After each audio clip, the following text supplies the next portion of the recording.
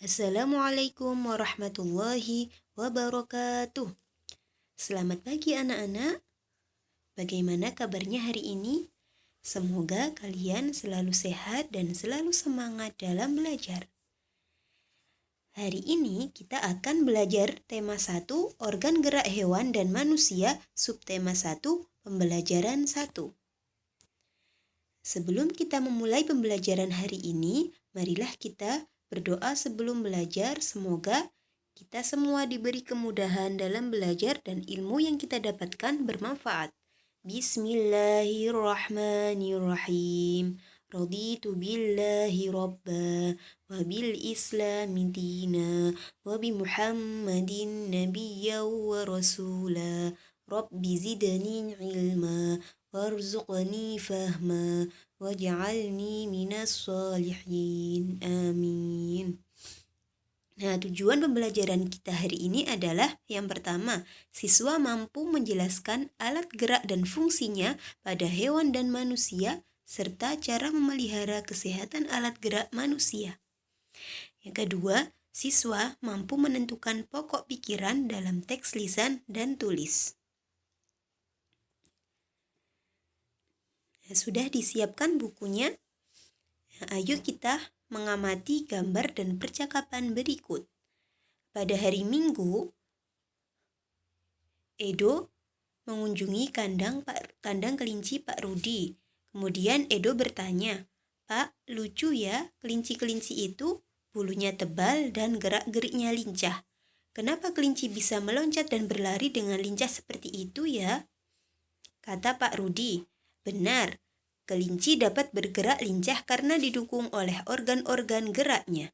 Pada dasarnya, organ gerak kelinci serta hewan lainnya hampir sama dengan organ gerak manusia." Edo berkata, "Tanpa organ gerak, kita tidak bisa melakukan kegiatan apapun."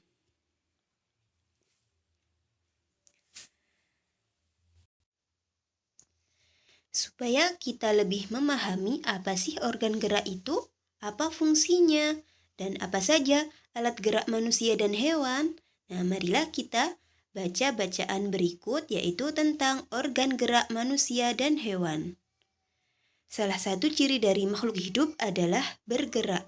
Secara umum, gerak dapat diartikan berpindah tempat atau perubahan posisi sebagian atau seluruh bagian dari tubuh. Makhluk hidup akan bergerak apabila ada rangsangan yang mengenai sebagian atau seluruh bagian tubuhnya. Gerak pada manusia dan hewan menggunakan organ gerak yang tersusun dalam sistem gerak. Organ gerak berguna untuk berjalan, berlari, melompat, meloncat, memegang, menggali, memanjat, berenang, dan sebagainya. Organ gerak pada hewan dan manusia memiliki kesamaan. Alat-alat gerak yang digunakan pada manusia dan hewan ada dua macam, yaitu alat gerak pasif berupa tulang dan alat gerak aktif berupa otot. Kedua alat gerak ini akan bekerja sama dan dalam melakukan pergerakan. Kerjasama antara kedua alat gerak tersebut membentuk suatu sistem yang disebut sistem gerak. Tulang disebut alat gerak pasif karena tulang tidak dapat bergerak dengan sendirinya. Tanpa adanya alat gerak aktif yang mempengaruhi tulang, maka tulang-tulang pada manusia dan hewan akan diam dan tidak dapat membentuk alat pergerakan yang sesungguhnya. Walaupun merupakan alat gerak pasif, akan tetapi tulang mempunyai peranan yang besar dalam sistem gerak manusia dan hewan. Otot disebut alat gerak aktif karena otot memiliki suatu senyawa kimia yang membuatnya dapat bergerak. Pada saat otot yang menempel pada tulang bergerak, otot tersebut akan membuat tulang bergerak.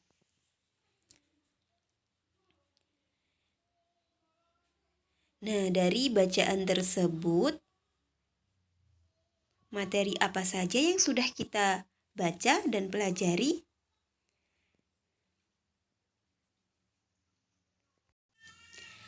Dari bacaan tadi, kita telah mengetahui bahwa alat gerak hewan dan manusia terdiri dari dua macam, yaitu yang pertama, alat gerak aktif. Alat gerak aktif adalah otot.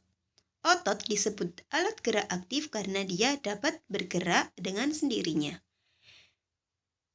Yang kedua, alat gerak pasif, yaitu tulang. Tulang disebut alat gerak pasif karena tanpa gerakan otot, tulang tidak dapat melakukan gerakan apapun.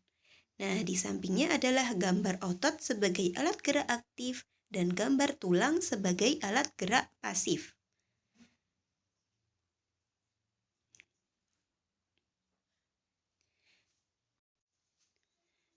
Sudah paham anak-anak?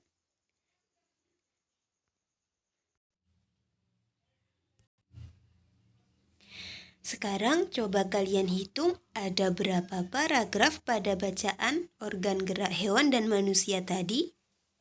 Ya benar, ada 5 paragraf.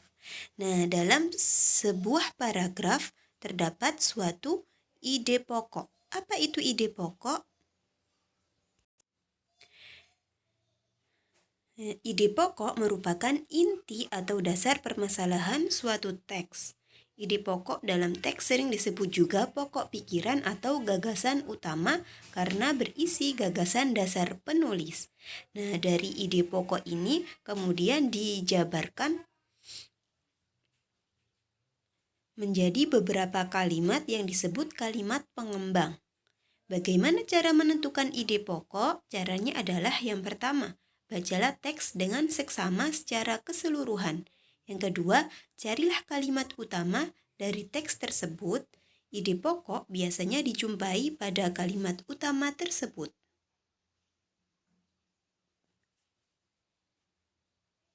Nah, apa itu kalimat utama? Nah, kalimat utama berisi informasi utama yang menjelaskan dasar permasalahan di dalam teks.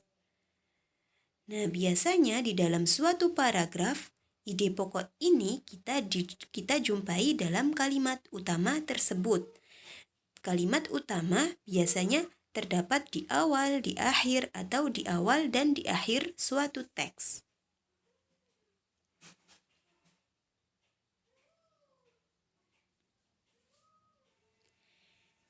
Nah, sekarang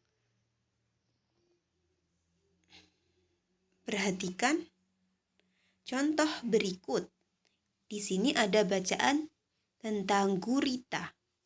Gurita merupakan salah satu jenis hewan tidak bertulang belakang yang dikenal sebagai hewan yang cerdik dan pintar. Hal itu karena seekor gurita memiliki daya ingat yang cukup kuat.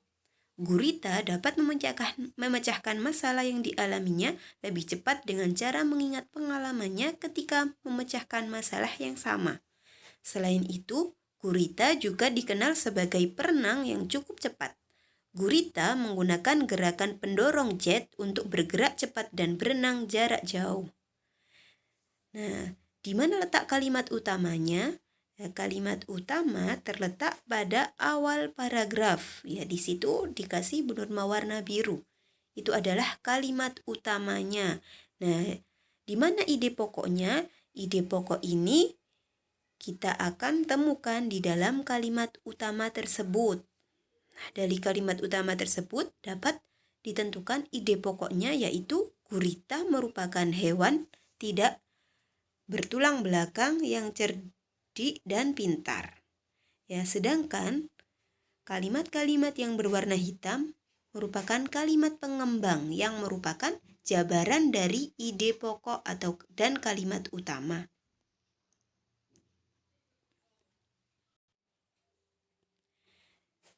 Baiklah anak-anak, setelah kalian mempelajari apa itu ide pokok, apa itu kalimat utama, kalimat pengembang, dan contohnya, sekarang berdasarkan informasi tersebut, temukanlah ide pokok dan kalimat pengembang dari masing-masing paragraf yang ada pada teks berjudul Organ Gerak Manusia dan Hewan. Nah, ini adalah contoh ide pokok dan kalimat pengembang pada paragraf 1. Ya, paragraf 1, ide pokoknya adalah salah satu ciri dari makhluk hidup adalah bergerak. Nah, ini kalimat utamanya ada di awal paragraf. Kemudian kalimat pengembangnya adalah kalimat selanjutnya, yaitu secara umum gerak dapat diartikan berpindah tempat atau perubahan posisi sebagian atau seluruh bagian dari tubuh makhluk hidup. Nah, sekarang coba kalian berlatih untuk mengerjakan ide pokok dan kalimat pengembang dari bacaan organ gerak hewan dan manusia pada paragraf 2 sampai 5. Nah, semangat anak-anak. Wassalamualaikum warahmatullahi wabarakatuh.